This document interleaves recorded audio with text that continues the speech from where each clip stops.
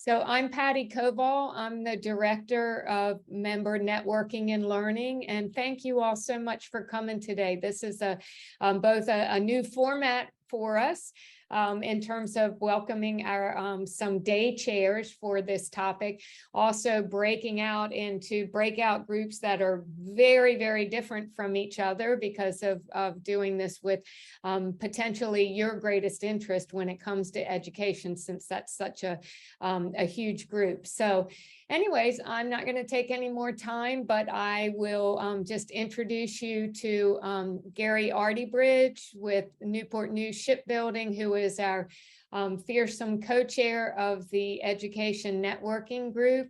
And I am going to also give a shout out to a new member who is here, and I hope she's here, Meg, and I'm going to say your Piankowski, who is just recently replaced Elliot Haspel at the Robbins Foundation, who was our other co-chair of the networking group. So unfortunately, Elliot couldn't be here today to give us for us to be able to tell him thanks for all his hard work. But we welcome you to the group, Meg, and I'm going to turn it over to Gary. Thanks.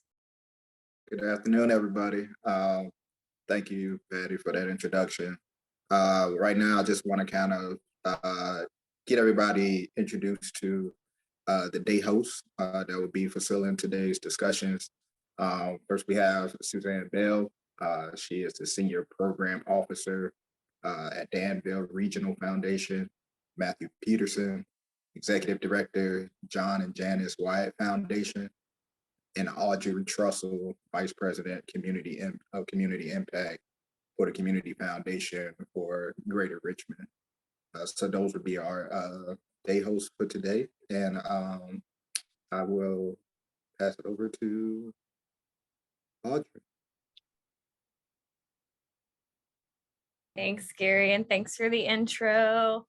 Hey, everybody, it's so good to see you. We are so happy that you are here and joining us and exploring this new format.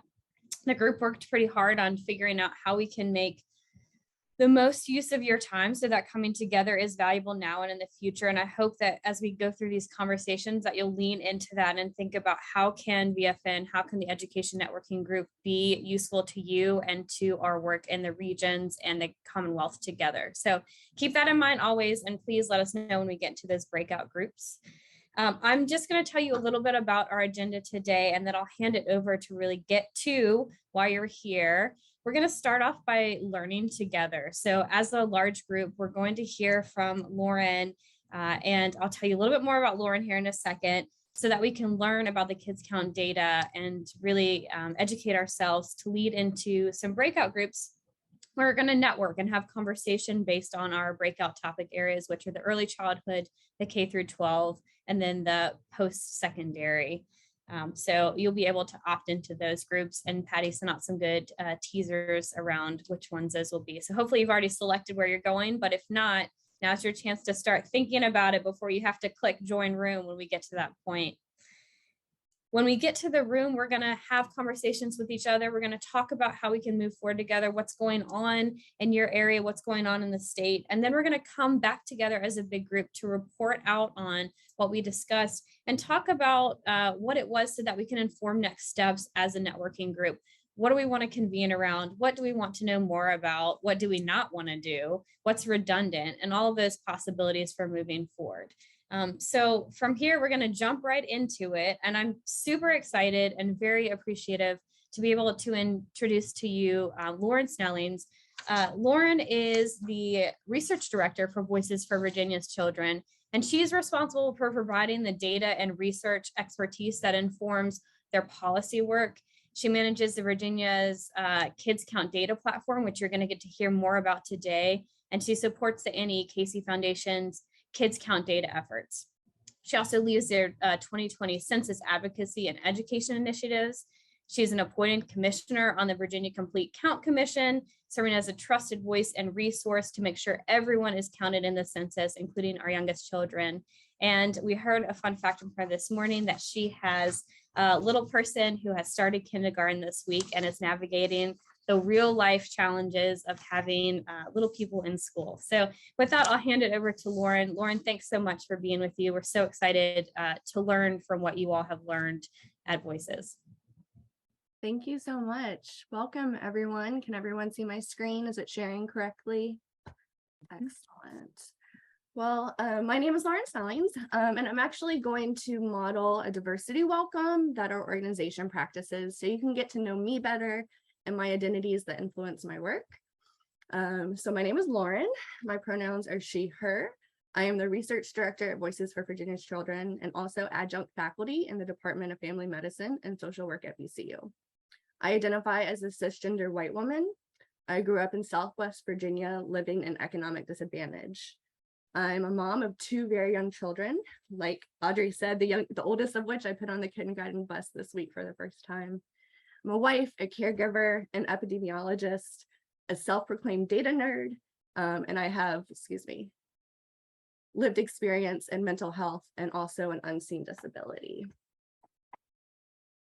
So now a little bit more about my organization. Voices for Virginia's Children is a statewide multi-issue organization.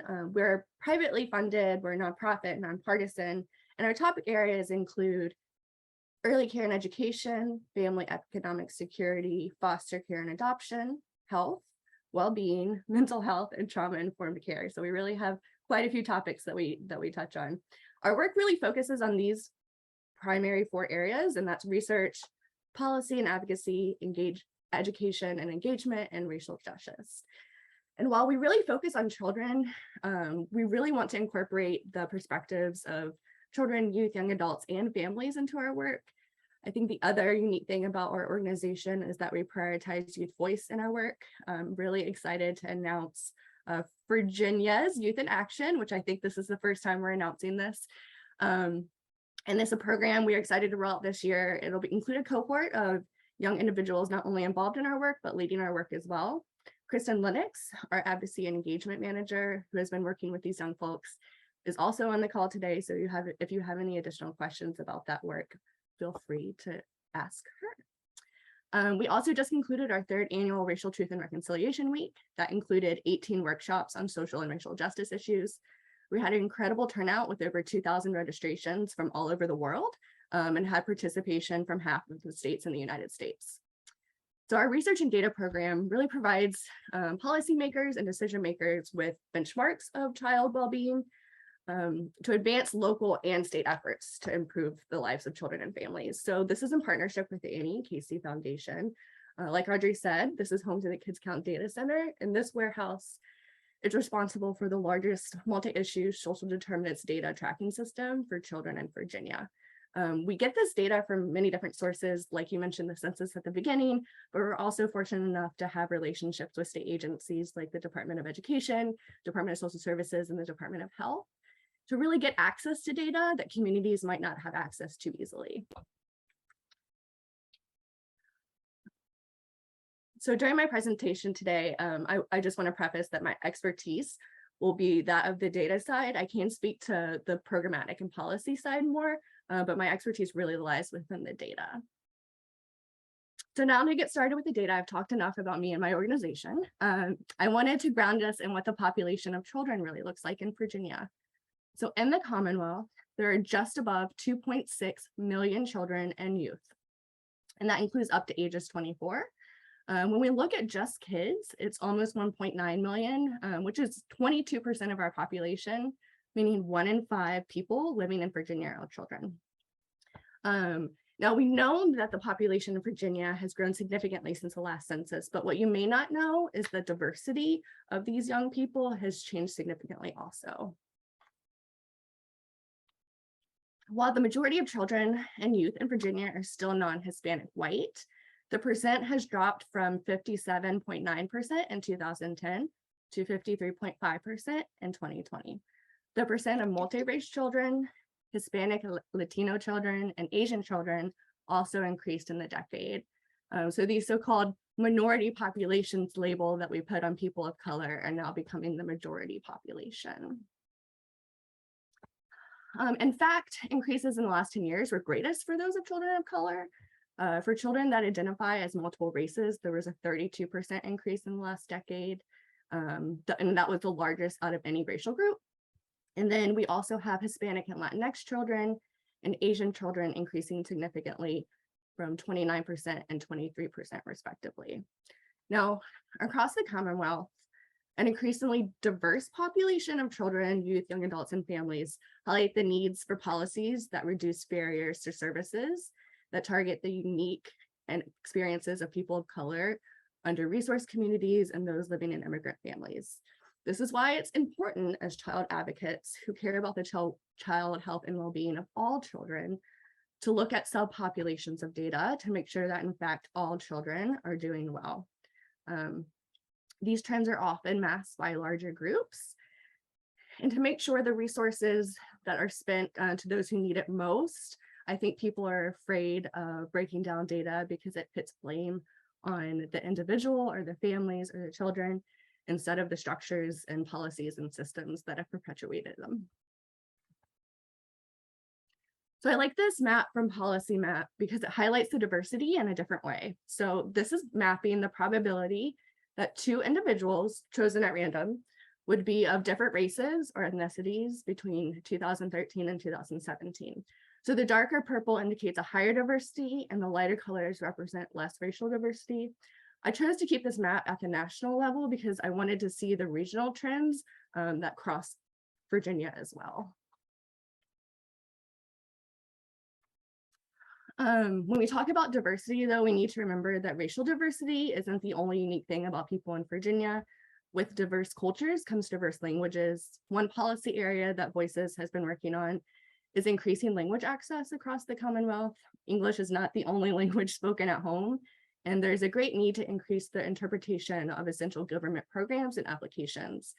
Now, this almost becomes like a double issue for kids, if you think about it. When they're only one speaking English individual or limited speaking English, they often become interpreters for their families, which increases chances of error and puts undue burden on them. So you can see from the map here that the percentage of all people who are non-English speaking to be prevalent across the entire state, more dense in Nova and Richmond. And I will point out that these look like small numbers, but they still represent tens of thousands of individuals that need language interpretation services. Next, I'm going to look at economic success. So while Virginia appears to have a strong economic standing, kids are really getting left behind. So in 2019, twice the poverty threshold, or 200% of poverty for a family of four, was just under $52,000. In 2008, 1 in 3 children were living under this economic disadvantage, and this number has remained stagnant in the last decade and has not changed. One sip of water. So when we look at these poverty numbers by race, we see extreme disparities. 50% of Black children, 43% of Hispanic or Latino children, 31% of multiracial children are living below that $52,000 income. So one additional point I wanted to make here is that the data is often not available for all people. American Indian and Alaskan Native children are often not available on the Census Bureau website or any other surveys due to small numbers. While we understand and recognize the importance of error in data, I think that we're masking a lot of larger trends that we wouldn't otherwise see. So there's a big data gap in that area, and it's something I'd love to discuss later at a later time. So again, mentioning geographic trends, here's a map of child poverty. We see poverty is diverse by locality. Some of the lowest poverty rates are in Nova, like 4.3% in Falls Church or 10% in Loudoun. And then places like Martinsville and Hopewell have some of the highest rates, in Southwest Virginia, with nearly 3 in 4 children living in economic disadvantage. So, but I want to mention something because just because Falls Church and Loudoun look good, that doesn't mean there's not pockets of disadvantage that are in there. There's been a ton of research about that. So I just want to mention that just because you live in Loudoun or Falls Church doesn't necessarily mean that you have the same opportunities as everyone else. Next, I want to highlight some education data from our Kids Count data book. So every year in partnership with the Annie E. Casey Foundation, we release a data book that highlights the well-being of children compared to other states. So they rank us in economic well-being, education, health, and family and community. And then they give us an overall ranking. And Virginia is always either 13th or 14th, always. It's not an interesting narrative when it comes to the media, so we really have to dig into that more. I really want to look at education though. So this is a graphic from our recently released 2022 Kids Count data book. Wow, it sounds weird saying 2022 out loud. I can't believe it's 2022. This year, Virginia was ranked 6th in education.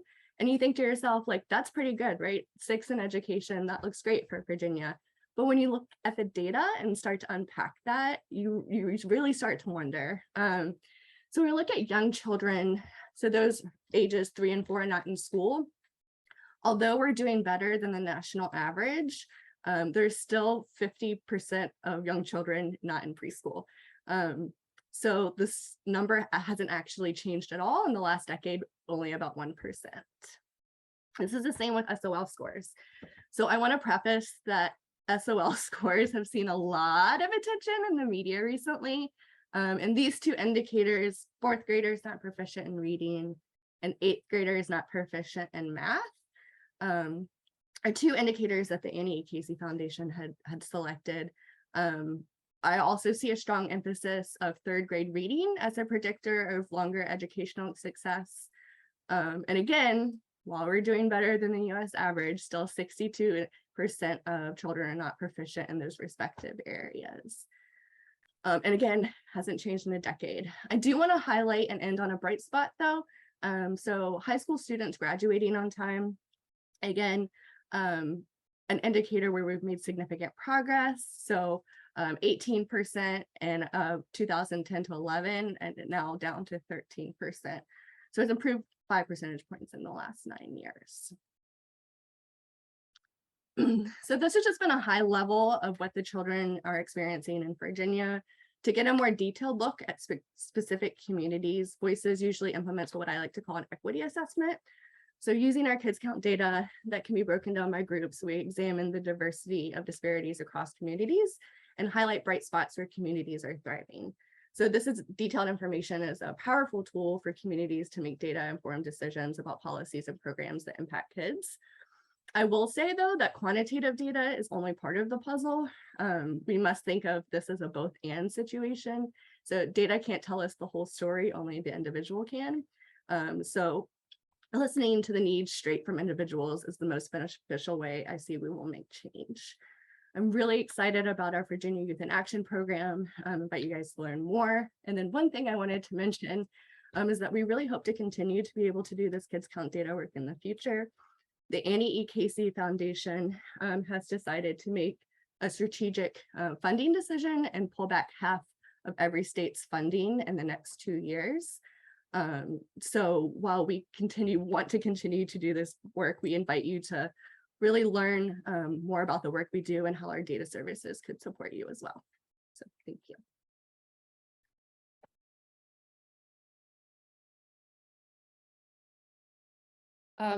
Lauren, Gary is going to guide us in some conversation around questions that people have. And I just reminded people to go ahead and put some in the chat to, you know, for that, or raise your hand is fine. And I'll turn it over to Gary. But one that came in while we were still talking from Robert Simons talks about breaking the data down by race. So can you tell us, because I know being engaged with Voices that a lot of the data people are interested in is available, but you can spend just a minute telling us what people can look for themselves, or you know, how we might be able to learn a little bit more about some of the specifics.